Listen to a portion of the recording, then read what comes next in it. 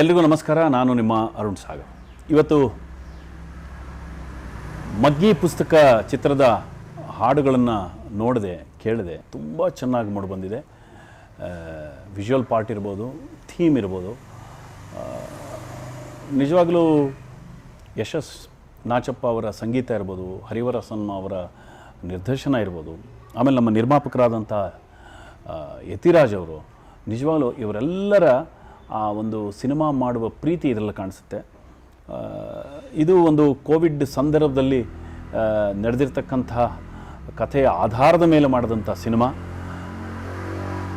ಅಂದರೆ ಒಂದು ಎಜುಕೇಷನ್ ಸಿಸ್ಟಮಲ್ಲಿ ಯಾವ ಥರದ ಬವಣೆಗಳನ್ನು ಪಡ್ತಾರೆ ನಮ್ಮ ತುಂಬ ಕೆಳವರ್ಗದ ಜನ ಅನ್ನೋದು. ಯಾಕೆಂದರೆ ಯಾವಾಗ